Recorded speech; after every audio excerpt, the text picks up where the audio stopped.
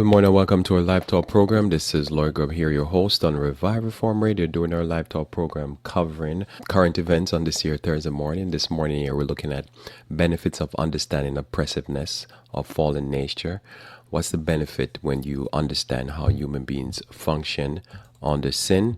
This is what we want to look at this morning here. So welcome again. Hopefully the blessed night rest and you're ready to take on the challenges of today, and hopefully this will help you.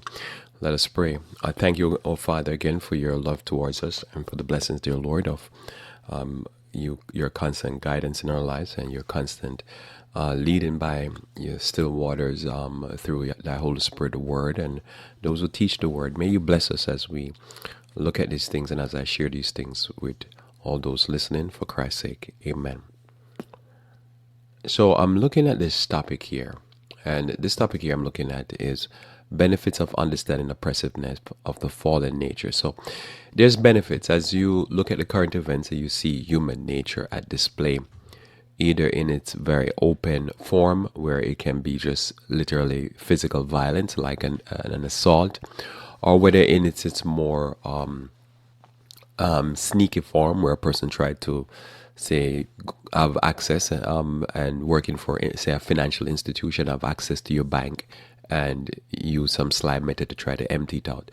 Whichever form the devil used to affect you in some negative way, it's important to note that whichever way it is, then you're understanding human nature at its worst and how it functions on the fallen nature. And the moment you understand this, then it begs the question, so what is the importance of all of this? And to me, the importance of all of understanding how things work, so to speak, is that it gives you a very clear insight of how you need to function, how you need to carry yourself, how you need to protect yourself, the things that you need to do. Because if you don't understand this, then you become a prey of those who are predator and are predatory.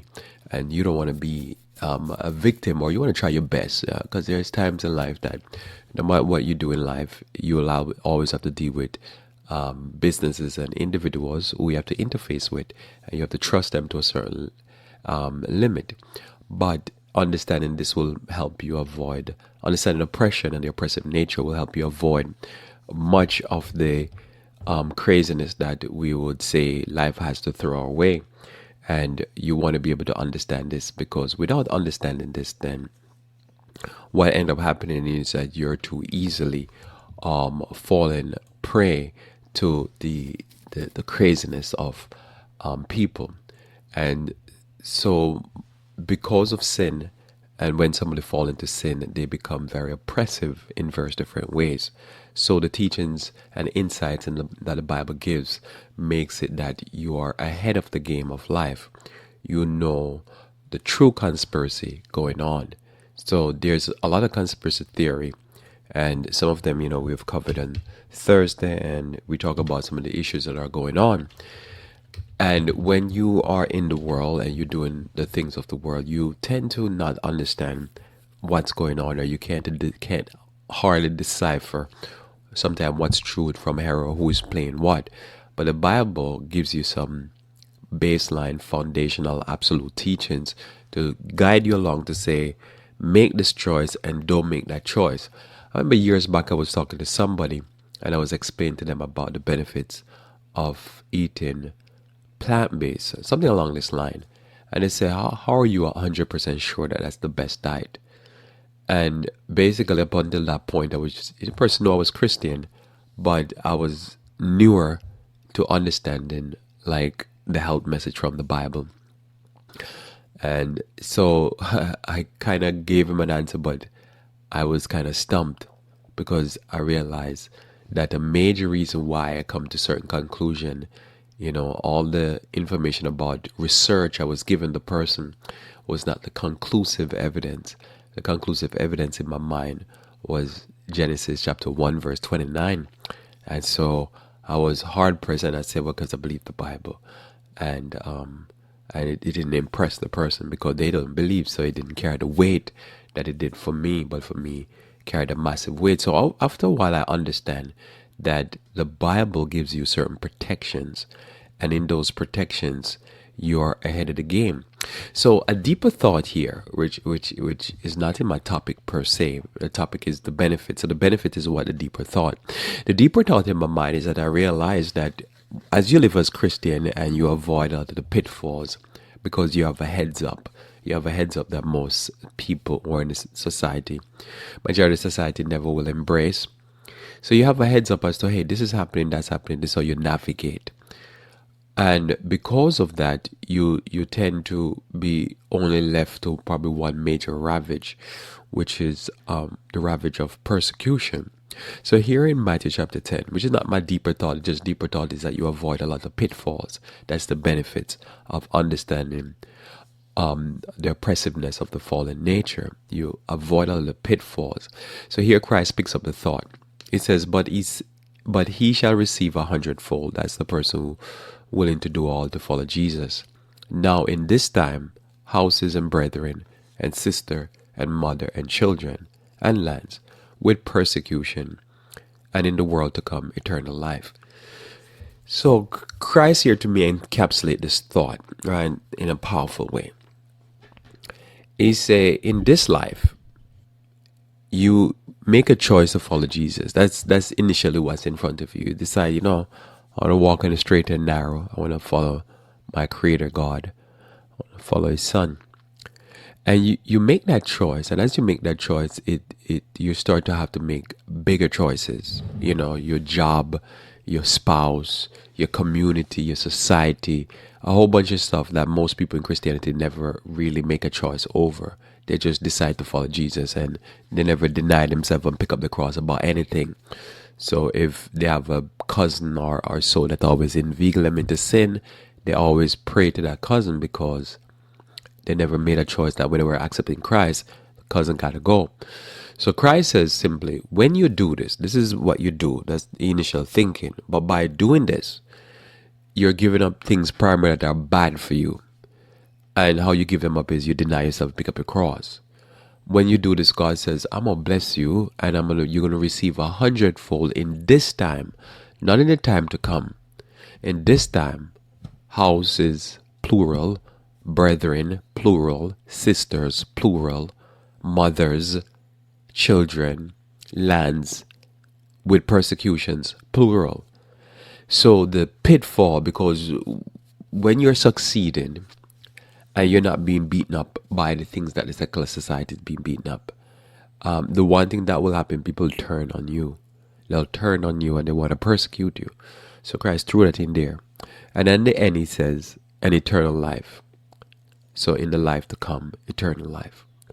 This is the choice we make. Now, most essentially, when you're making that choice to deny yourself, pick up your cross, you're not thinking in these terms. I didn't think in these terms. I don't know about you. I didn't think, I'm going to give up this and I'm going to be blessed over here. I was just like, this is not good for me. I'm going to give it up in the name of Jesus. And then I realized, I got a blessing here. I didn't know this was going to come. You see, and then you read a text like this, and you're like, somebody should have told me this. That you mean I'm giving up this dirty wretch over here that used to be my friend, and I'm going to get some good friends over here. That's a nice thing. I like that.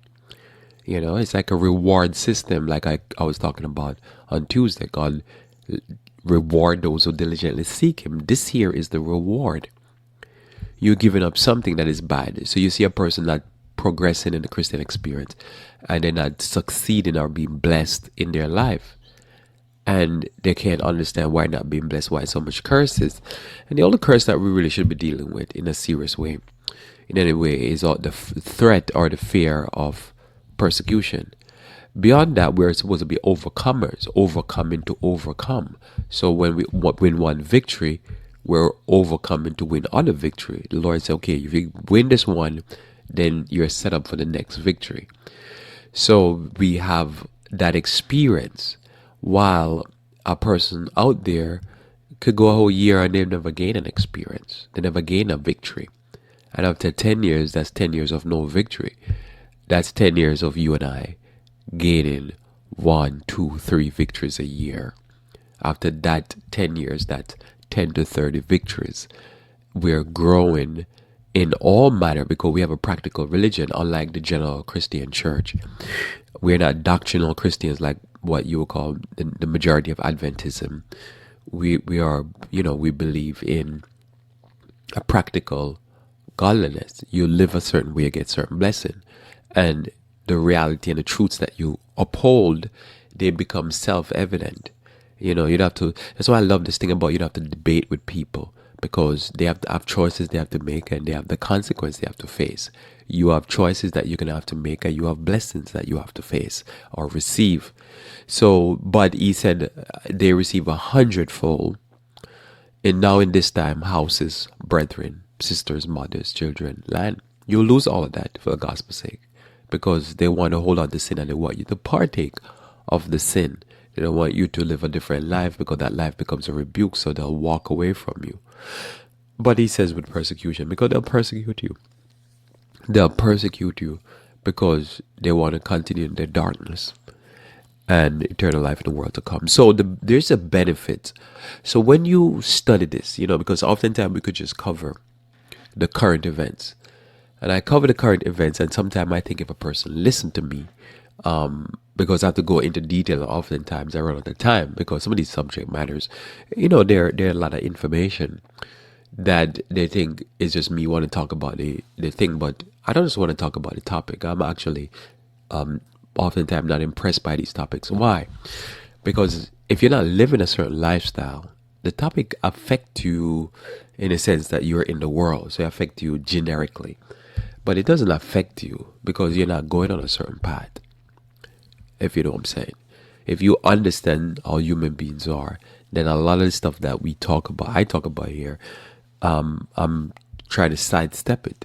And I look at what's going on. Sometimes I'm educated and I know, but you're trying to sidestep it. You're trying to go down a certain path so that you don't become victim of crazy people, because you were once crazy, and they're for real.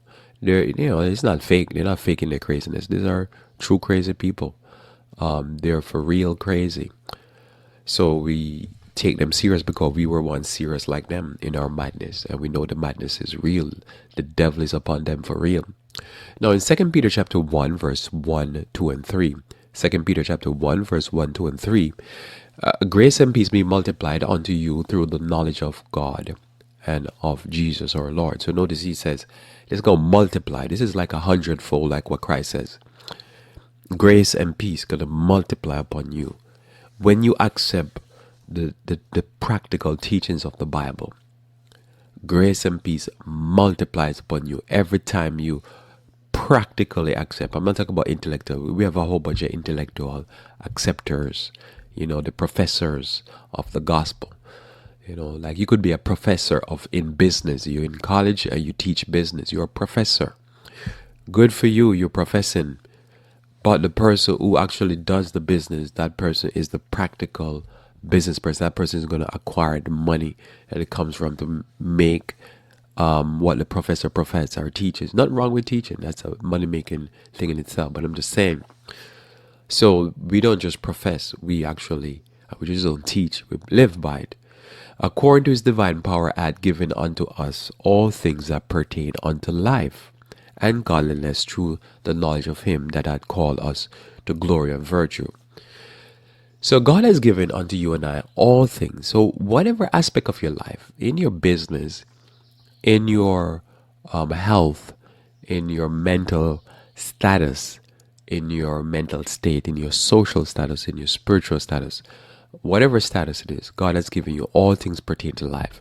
So if I'm covering something that has to do with how the society function, then it makes me aware. And then I'm like, okay, so I understand this. I understand human beings are oppressive.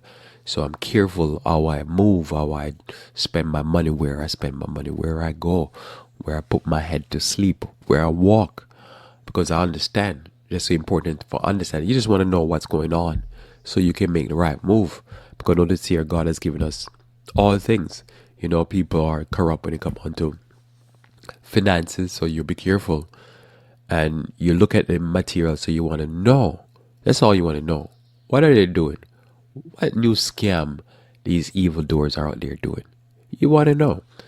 You don't know because that's become our focus. You just want to know because you don't want to get caught into their snare, into their trap, because they're laying traps. And verse 4 says, whereby are given unto you exceeding great and precious promises, that by these ye might be partakers of the divine nature, having escaped the corruption that is in the world through lust. So the corruption that is in the world comes through lust. So one of the things that Paul says when he in Romans 7 and then into verse 8, that he really didn't know sin until, he looked at the law. And the particular law that he looked upon was covetousness or lust. And he realized, I'm a sinner, I'm lustful. I desire things and I will even hurt others to get it.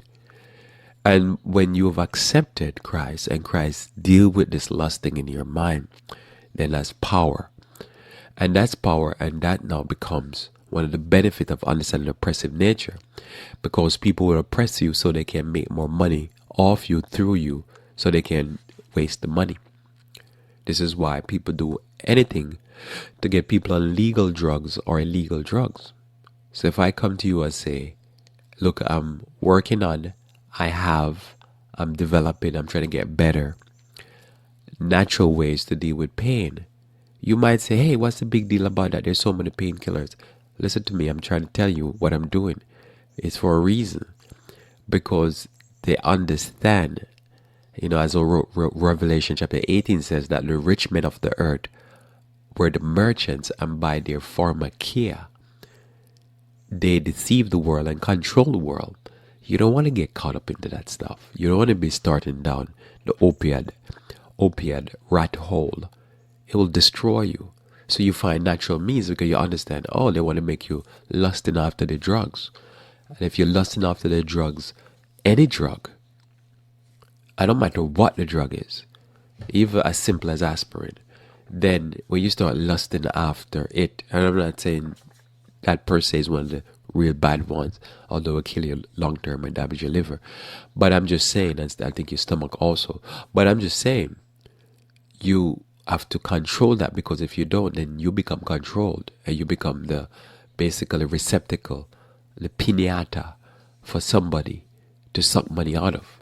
You don't want to be nobody piñata when they say, man, I need a new yacht, I want to raise the price of the drug, and they come over and whack you in your gut, and you like all your money, all your credit card is falling out of your gut. You don't want that.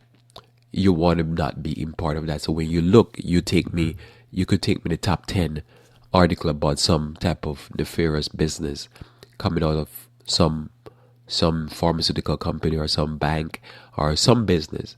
I'm going to tell you, the old idea is they're trying to build the society. They're trying to pull money to the society so they can make more money. So the Bible tells you, say, look, I'm going to bless you. God said, I'm going to bless you how? I'm going to give you control over lust so that you not be lusting after stuff, so that you not be controlled and you start see things for their practical use, not so much for the lust part of it. You become practical. And this is where now, to me, the benefits of understanding the oppressive nature of the oppressiveness of the fallen nature. Because you start to see how people work, and then you become above that oppression. And you see others who are fallen to that oppression. They can't overcome it. And you cover it and say, oh, look what they did to this group of people. Look what it is to that group of people. Recently, I was looking at this article, and the article was covering how the reverse mortgages. This was like a few weeks ago. So much of the reverse mortgages were advertised and pushed in the black community, and some of these reverse mortgagees are losing their house, and they're being kicked out. And so this is something I'm well familiar with. And, the reverse mortgage thing. And you look at it as like a lot of this type of stuff, they'll target. But again, you know how oppression go. People target targets that are easy target. You know what I mean? You don't want to target somebody. Why would I waste my advertising dollar? If I have $10,000 to advertise to sell junk, I want to go for the easiest targets so that I can sell more junk. I'm not going to go for somebody not going to want the product or not going to understand or are going to understand that what I'm selling to them is not really a good idea. It's not really a great idea. It's a terrible idea. If you look at reverse mortgage, it don't make no sense.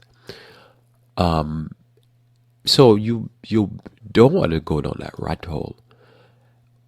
So if you're not dealing with lust, and say somebody could be a Christian, but their pastor is a dum-dum. It's not like Leviticus, like Malachi chapter 2. How the pastors described in Malachi chapter 2 as the pastors need to keep knowledge. He need to educate his members. Because, most of us, when we by the time we reach 18, we have no education. Our education is just to do math and English. We don't have no education, I should say, for life. We have education to be able to read a book and do math, not for practical life. Pastors will educate you for life. So imagine a person is in the church, and all these were in black communities where all these people were black older women and men too, but primarily women. And many of them were single mothers. They're supposed to be the protected class in our secular society and in our Christian society.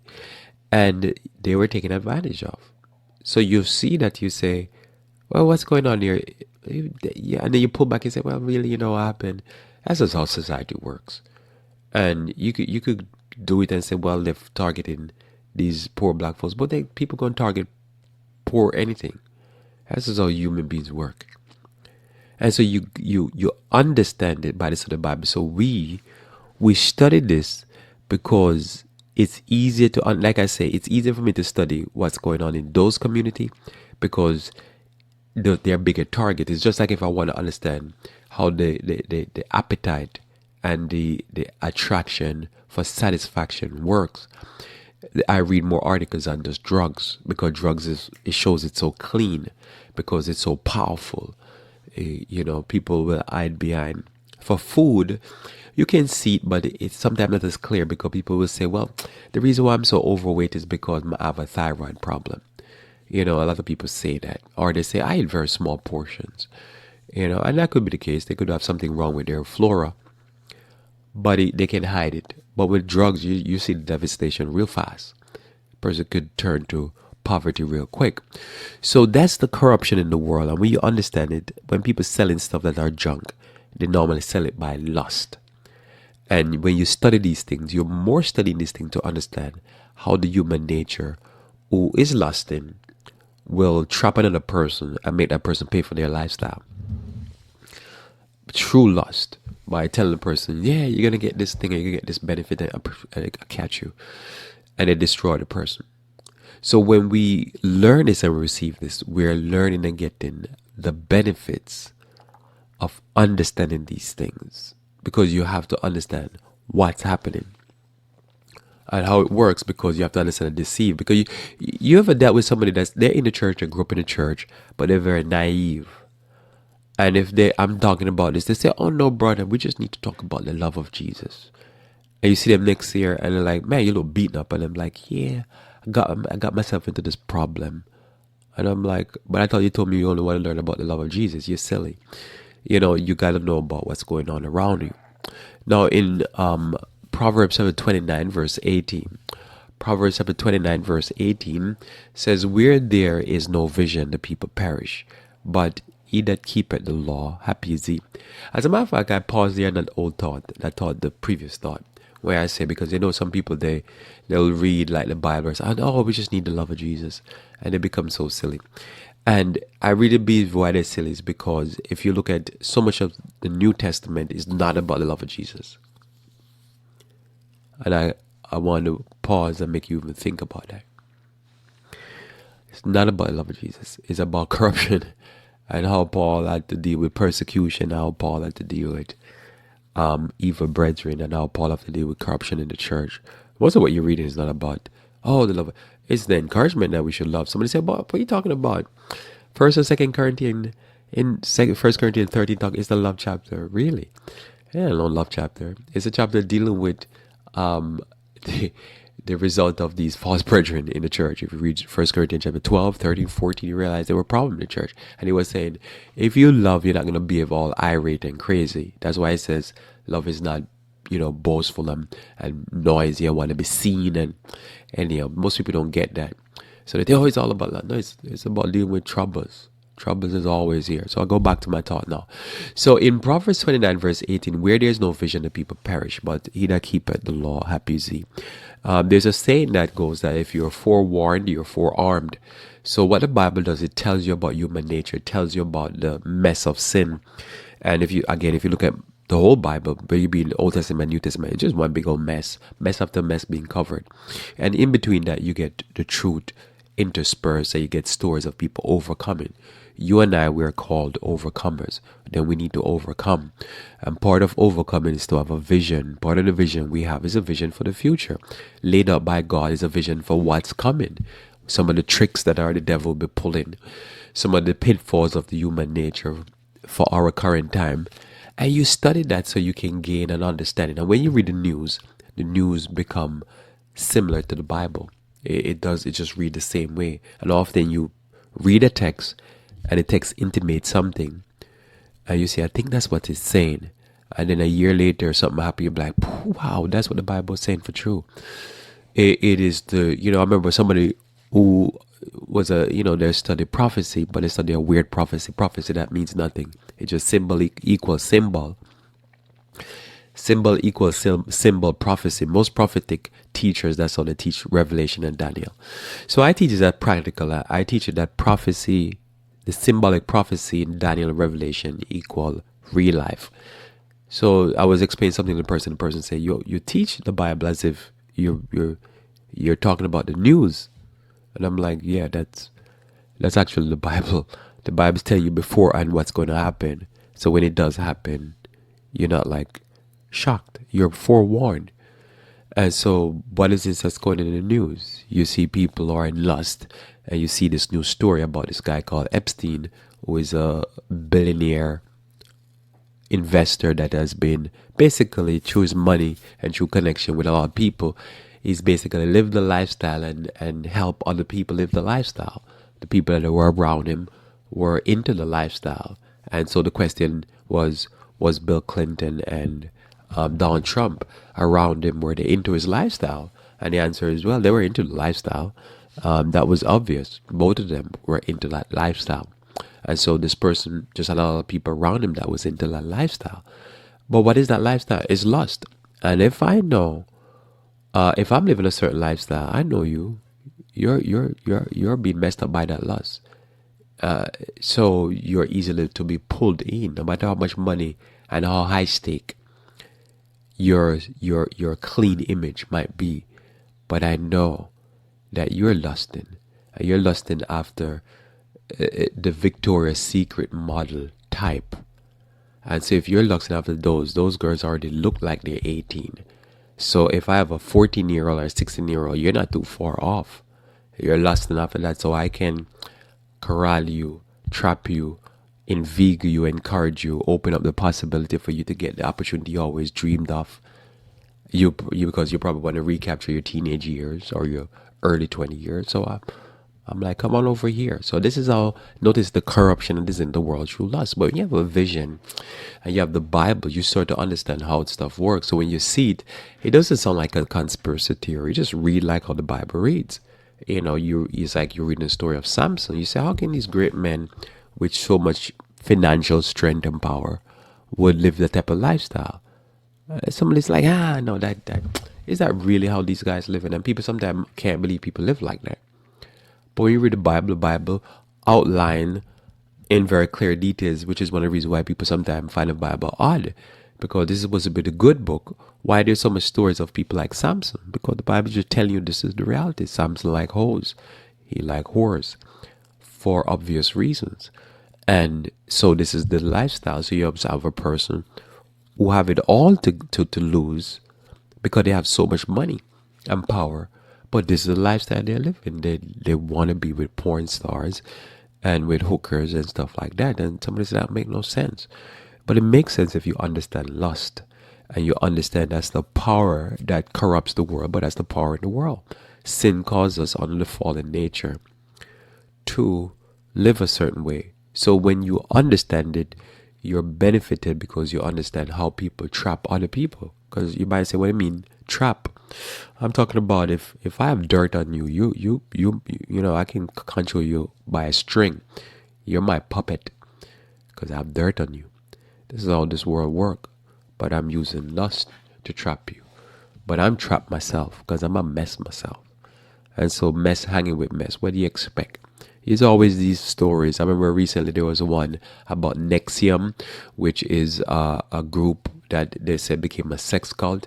But some of the people were around people like Charles Bronson, the guy from US, that Virgin Atlantic and stuff like that. These people hang around each other because they're all in that lust. Because why? When you have that type of money, it's all about the lust of stuff. And that's the corruption. That is how the world corrupts itself. Same thing, I was looking at some pieces with this group called Grateful Dead. And, you talk about the music of the Grateful Dead, and it says LSD music or acid music. You take acid, you listen to the music. And, I was watching an interview with the drummer, and he was saying the drug that really messed him up was cocaine.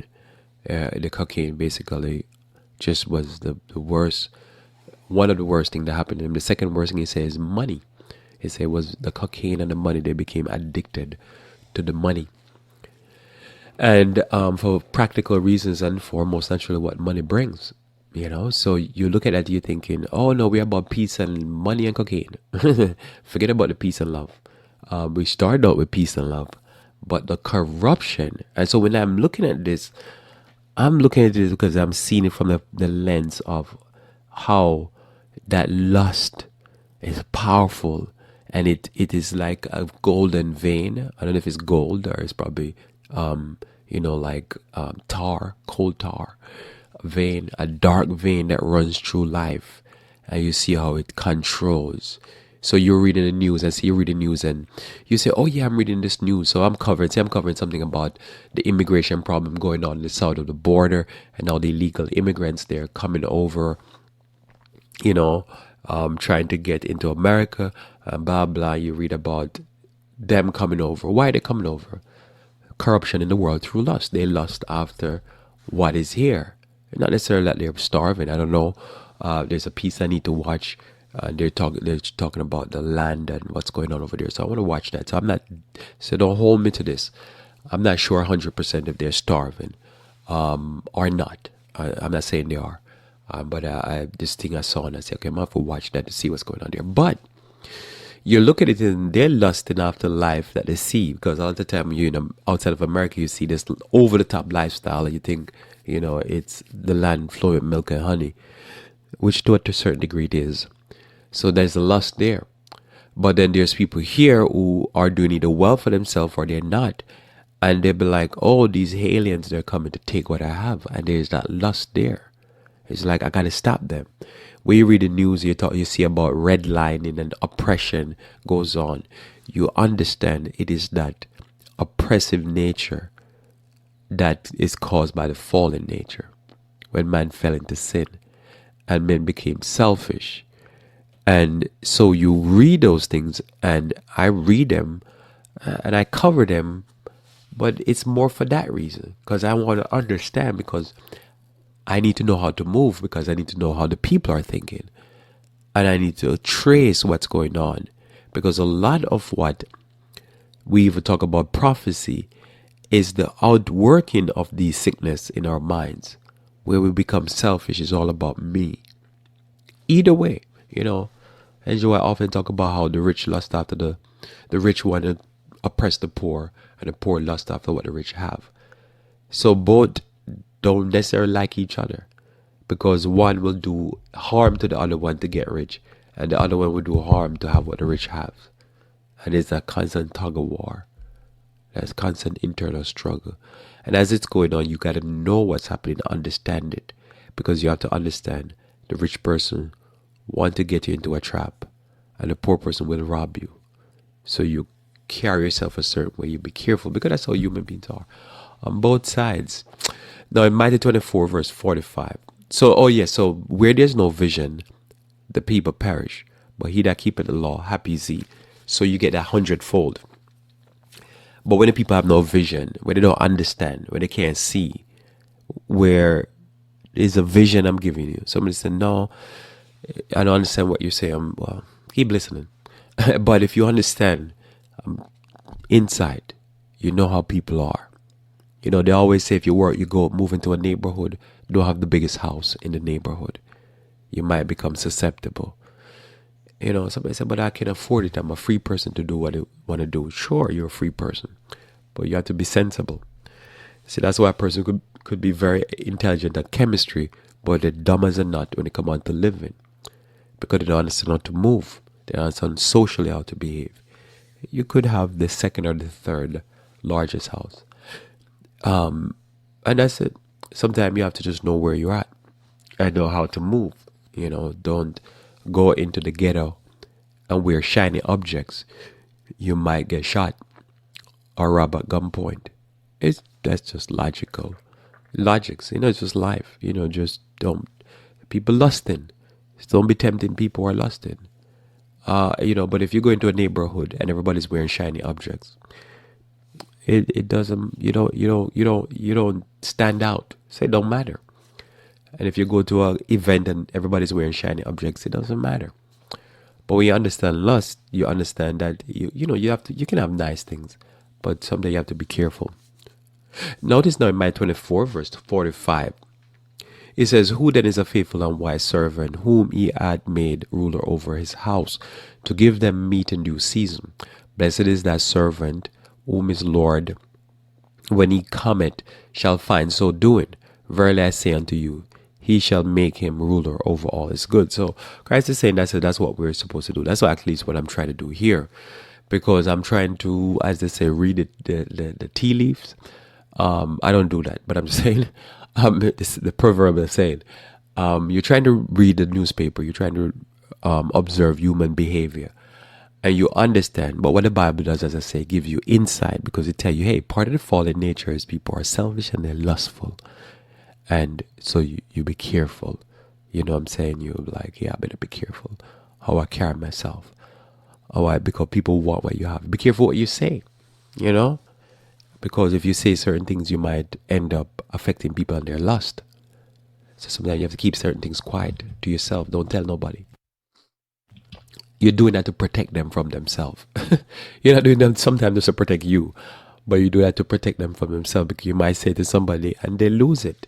You know, you ever say something to somebody and like 10 minutes later they say, yeah, you had said this thing 10 minutes ago. I want to get some more clarification. Because that thing, everything you're saying becomes quiet to them. They're not hearing anything else. They're stuck on whatever that thing you put in, a bug you put in their head. You might do it by accident, and they come back and they're like, yeah, I want to talk about this thing here. You just said such and such and such. And you know, oh man, I go mess up this person's head now. So it says, notice here, it continues, says, and if that evil servant shall say in his heart, my Lord delays coming, and shall begin to smite his fellow servant, and to eat and drink with the drunken, the Lord of that servant shall come in a day when he looketh not for him, and in an hour that he is not aware, and shall cut him asunder, and appoint him his portion with the hypocrites. There shall be weeping and gnashing of teeth. So here's this powerful point. Christ simply says, look, this is what's going to happen. Now you look what's going on in the church, and you can see what I'm saying here with the corruption. The person think, oh, the Lord is coming, I need to clean up my act. Oh, there's a delay. Things didn't happen the way it's supposed to happen. So I'm going to just go eat with the drunkards and persecute. As I say, you get 100-fold, better be a persecution. Now your own brethren persecute you. So when you have vision, you say, okay, I know what they're going to do. I know what they're going to do. They're going to believe in National Sunday Law happening Monday morning or immediately. Some silly pastor is going to be telling them that, oh yeah, things are about to wrap up. It could be months. And then when months happen and they don't wrap up, they say, I guess it's not going to happen anymore. So they start to become oppressive and they start beating up the fellow servant. So because you know that, this is where I say, no, when you understand the human nature and understand how people work, that people, they get excited over something and then the excitement wane off. You got to protect yourself. And there's evil thoughts that come into my mind. I can't even say it to you, but you got to protect yourself as examples. You got to protect it because you know, oh, that's all these sinners are going to work. What they're going to do is they're going to get excited. They're going to get all religious fervor. They're not into long term. They can't suffer downturns when things go down and things don't seem to be happening the way they want to happen. They lose faith and they lose focus, and they start becoming secular and they start becoming aggressive. So because you know that, you're going to be like, I got a plan knowing this is what's going to happen. And I tell you, I plan like this. I set things a certain way because I know there's always downturns. Life is like a waveform. Things go up and then they go down. And that's always people. They get excited. Oh, so great. I found God's people. Really? You found God's people for how long? And then after a while, they start persecuting God's people. And you got to prepare for that. But that's vision. See, that's vision. And somebody could say, Lord, you sure? I'm telling you, man, don't be fooled by this. I'm telling you, the Bible is rock solid. They will do this, and so you protect yourself. So you see me even here say, hey, you know that I'm doing independent church. People don't understand. I pull away from those pastors, because what I learned, lust again. If someone like me around a local church, and there's a local pastor there, it's going to be a headache for him. So he sees, I got to persecute that guy. So, you pull away from that. So you limit the persecution. And so there's so much examples I can give to you. But they beat up their fellow servants. And you become their target because they're not living right. And you're living right. And you're getting the benefits. You got to protect yourself. You got to protect your kids and those around. Because if your kids are doing well, this happens all the time. Your kids are doing good because you're living by the Bible. Or you're leading them in the right path. And some of these kids are not doing good. They'll hurt your kids. They'll do whatever it is to sabotage your kids. So you got to protect yourself. You got to know. People smite their fellow servants. So you read this, you say, but somebody said, but God's going to give him his portion. Yeah, but until then, he's persecuting his fellow servant. So you got in the meantime, got to protect yourself. And, that's why you don't see me here preaching, God is going to come in 3 months. I don't preach that, nor do I believe that. Because notice he even says there very clearly that the Lord shall come in an hour time that he's not aware. Number one, I don't preach that, but I live it. Somebody say, what's the difference? You see me here preaching, right? If Christ will come right now, I don't worry about it now. He come find me, I'm preaching. I'm living the gospel. Most people, they're not teaching their fellow servants, and they're teaching, he's going to come right away, he's going to come right away. They don't preach a lifestyle message, they preach a second coming tomorrow message.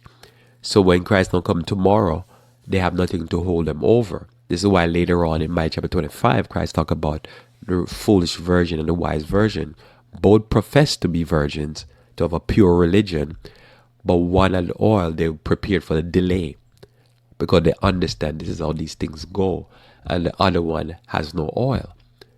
So for me, I'm trying to teach the oil. Most people try to teach the timing, the second coming, the immediacy. I'm trying to teach, look, expect it's not going to happen the way most of these people crazily teach the Bible. There's going to be a delay. It's not going to happen as fast as you think it's going to happen. So in the meantime, let's get some oil. What's the oil? The Holy Spirit. What's really the Holy Spirit? Spirit lead you to prepare for judgment, lead you away from sin, and lead you into what is truth. That's what I'm doing here. So as long as you're following these teachings, and you're with us in this type of way, you'll find that you always have oil. You're always being prepared for delay. Because that's what I'm teaching. I'm teaching delay. Because that's what the Bible implies very clearly. That it's not going to happen the way most people are thinking. And so far, after all these years, I've been right. Not what they're saying. We've gone through so many iterations of people coming up with foolishness about national standard law and stuff like that. And it never worked. But if you're prepared to eat healthy, to overcome diseases, to deal with financial, social, spiritual problems, you're going to be in the fight long term. While they're getting blown out, we have known so many people getting blown out because what happened? They're following teachers that's teaching them not to get some oil. So that's why the benefit of understanding the oppressiveness of the fallen nature, because human beings will turn around and beat up those because they have no oil. Think about it. The 5 wise virgins were lucky because the foolish virgin could attack them and try to overcome them and take their oil. But remember, as Ellen G. White said, oil is character. The oil represents the character. You can't take my character. You mean you could physically hurt me, but you can't take my character. And that's the only thing we're leaving here with. And if we don't have it, we ain't going there. So it's important to note that. Now, in Revelation 3, again, we notice here this very teaching comes alive here. Notice Revelation 3, verse 14 through 19. And it says here, and unto the church of the Laodicean write, these things says the Amen, the faithful and true witness. Notice the witness is true. Christ is true. The beginning of the creation of God, which is Jesus Christ. I know thy works, that thou art neither cold nor hot. I would thou were cold or hot. So we see here Christ says the works. He didn't say I know thy profession. This is the difference. Anybody can profess. And anybody can talk about faith. Oh, faith and this faith and that faith. Let's just talk. But he says, I know you work. I know what you're doing. And that's the difference. And so what is the end result of your doing? He says, you're not. He says, I know thy works, thou art neither cold nor hot. So you're not excited and you're not just frigid. It's just right in the middle, just fake as ever. I would that thou were hot or cold. So then, because thou art lukewarm and neither cold nor hot, I will spew thee out of my mouth. This, I tell you, is fitting with Revelation 13, verse 11 through N. And Revelation 16, somewhere there, 3, 4, somewhere there. The false prophet. The modern church era can be summed up in Revelation 13. It is summed up in Revelation 13. Revelation 3, verse 14 through 19. If you look at our society, especially our modern societies, it's just we're so fake that we have created reality TV programs. And if you ever watch a reality TV program, you cannot tell if these people are acting or they're serious. It's in the middle world. It's not acting and they're not serious. So a lot of what we look at as we say current events, we're looking at things that's why conspiracy theorists will say it's a conspiracy. But it's not. It's the human nature on the sin. And the more you understand it, the more you're like, I got it. See, a person is a mess, but they're trying to act as if they're not a mess. So this is why you could have a video of a person who their family member just got shot up. And they're smiling on camera. And the conspiracy theorist says, they're fake. This is all crisis actors. They're not really, because they're smiling. And then they go from smile to sadness, smile to sadness. No, they're not fake. I don't believe they're faking. What I believe they're not faking in this sense. They're happy to be on camera because that's their daydream. And they're kind of sad, but they're not really sad. They couldn't care less. And that's basically what it is. So you see it and you can't understand it. And so conspiracy theorists come and say, look at the video. These people are not real. They're crisis actors. And I'm like, I believe they're real. They just wouldn't shed a tear. They couldn't care less. But they're on camera and they're supposed to act as if they care less. And they're mourning. But the smile because they're on camera is coming out.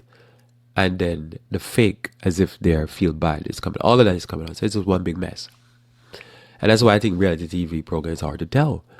Are these people acting or so? Because some of it is real and some of it is, there's a camera on me and I couldn't care for what reason the camera is on me. I'm on camera. I'm going to be on TV. And I'm a mess. I don't want people to see me on TV. I don't want them to see the mess, but I'll take what I get. So then, thou art lukewarm and neither cold or hot, as pure to my mouth. It's insipid.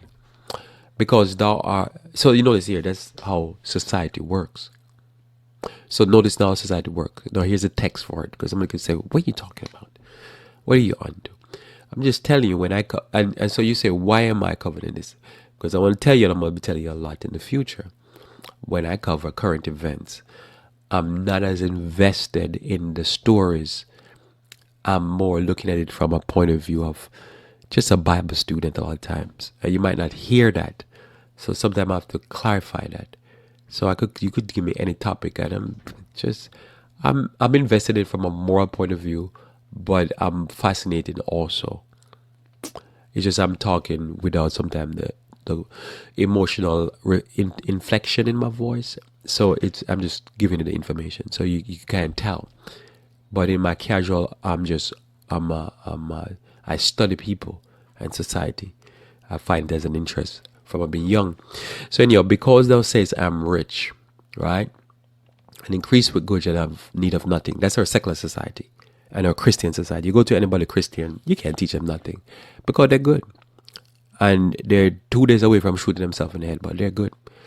So this is so powerful that John wrote this over 2,000 years ago. And 2,000 years later, nailed it. I didn't say that one right. Nailed it. All right. This is our society. You go to anybody now and you can see with the makeup on or with the hair look good and they have a nice suit and they look so put together, and next thing you know, the person needs a paper bag and they need some medication because they're having an anxiety attack. It's just unreal. So he nailed it. This is powerful prophetic word right here.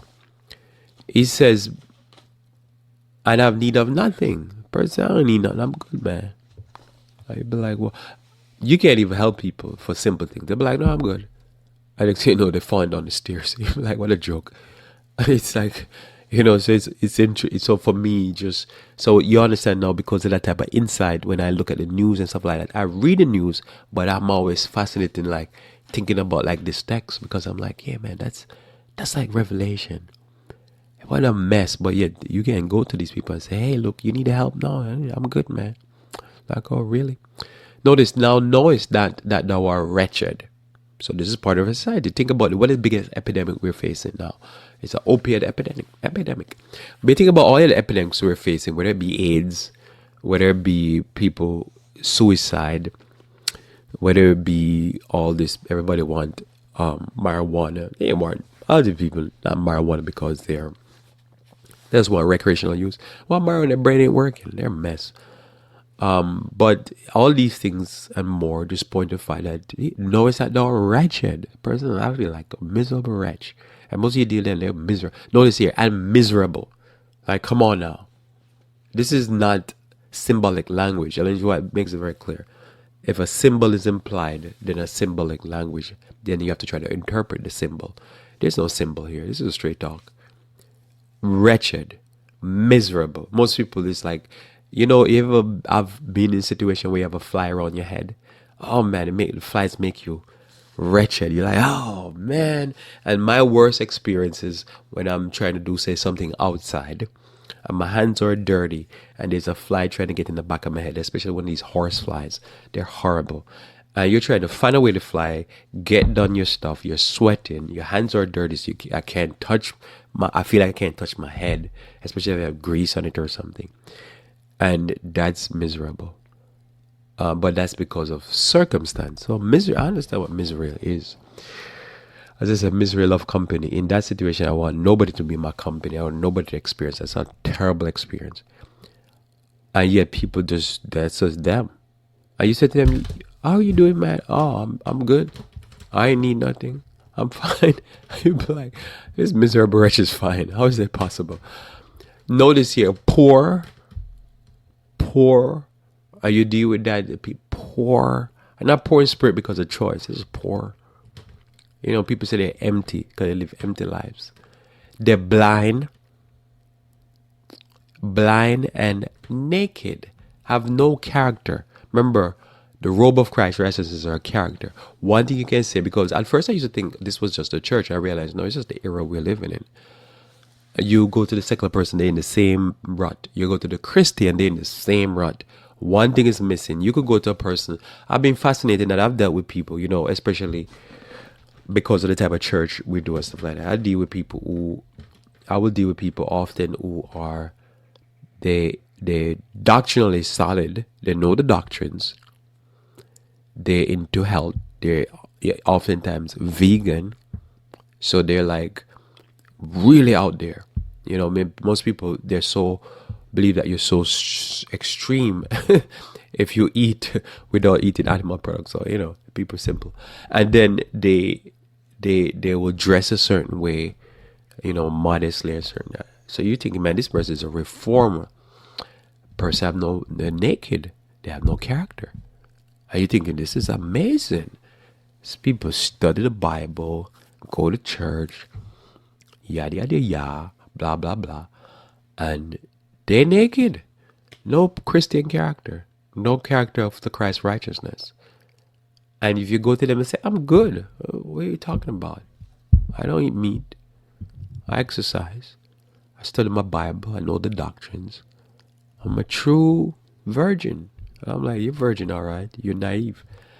So this is the reality. But you see, that's how I thought at first. And then I started looking at society and think, the society is crazy. The society, think about this. This is the news right now. The society put in power to rescue them a selfish multi-billionaire that was sleeping with prostitutes or what you call porn stars, to rescue them, and then put into place a cabinet of the richest cabinet ever assembled, probably in the Earth's history, in the history of human race. Selfish billionaires is going to rescue poor people in West Virginia and along Appalachia. And they believe that they're doing this because they're white. This is lust. This to me is the epitome of Revelation chapter 3 verse 17. This is, knowest that thou art wretched, miserable, poor, blind, naked, just dumb to the hilt. And so when I read the news, and I cover it, somebody could say, you're covering it. No, I'm just covering it because I'm fascinated in how the human mind works. And I'm trying to study to see what's going on in the human mind. How does a person think this is a great idea and think this person will rescue them? And all the person is saying, I'm rescuing you because of the color of your skin. I'm like, I'm fascinated with that also. That person think I'm going to be for them because me and them skin color is the same. That's the first. I wouldn't trust a person with my exact skin tone, as much as I trust one of these horseflies. They're going to bite me in the back of my head. I don't trust those horseflies because they're very aggressive. And you will tell me now, I look at a person because they're brown and I'm like, oh yeah, this person is going to be for me. I'm like, I'm still picking boogers out of my nose and eating it if that's what I think. I'm foolish. So this is how you view. So the benefits of understanding the oppressiveness of human nature is important. The benefits of understanding the fallen nature and how it works against the individuals and work to mess up society is very important. So that's why Christ says, look, man, you need some help here. You need some gold tried in the fire. You need to get some fire experience. You need white raiment to cover your nakedness. And you need eyesight so that you can see. You're blind. And somebody say, oh no, we just, no, you're blind. You're foolish. Look at the Sanhedrin. The religious elite murdered Christ. Some people believe that the church is going to go through. And it's like, how? Oh, it's going to go through with the Sanhedrin. I'm like, you crazy. You believe the church is going to go through with the Sanhedrin. As I say, I have a bridge to sell you. Sanhedrin never took the church anywhere. God always had to raise up his prophets. And when you look at this is how the world is going. And so when you look at trouble coming because often, whether it be the earthquakes over there in Saddam, you could call it California, all this type of stuff, you can see the trouble coming because the people believe a lie because they're lust. It's not that they believe a lie because they want to believe a lie. They're susceptible to liars because they're lusting after things that they are not to have. Bible teaches that says if a man will work, he will eat. By the sweat of your own brow, you shall eat bread. And so when you look at the people are lost because they have no shepherd. Ain't nobody shepherding them. So the people are scattered. They're messed up, and we're viewing the mess of that because we realize that all this is going on. The church is silent. Why the church is silent? Because the pastors, they're in a mess. They're living the life of Samson. They're living the life of Paul or Paul before he's converted or whatever it is. They live in a messed up. They're busy doing persecution or doing lusting. That they ain't no time to preach nothing sensible to the people. So the people are being messed up and they're not being taught anything. This is what's going on. So you see this and you say, oh, that's why the pastors are so corrupt. because of the fallen nature. This is why we study these things. And so I'm going to try to remind you as I go through some of the future talks, especially on Thursday, so that you get in view, why am I studying this thing? I'm not caught up with race and all that type of stuff. I'm just simply want to understand in my personal devotions and studying how the human mind works on the selfishness and lust, and how people can make dumb decisions thinking that they're self-preserving, and all they're doing is destroying themselves. Let us pray. Our Father who art in heaven, I thank you for the blessings of this day, for the blessings of your word, for the blessings of showing your way and showing the ways, dear Lord, of failure and destruction that we might avoid, and that we might learn to eat from the tree of life and live. May you bless us, dear Lord, that we might truly accept thee in our hearts, and that we might escape, dear Lord, the corruption that is in the world through lust. May you bless us, we pray, for Christ's sake. Amen. Well, thanks for being with me here on Revive Reform Radio. Looking forward to talking to you again live tomorrow morning, where we should talk about wisdom for living. Until then, I pray to make unto you walk with the King.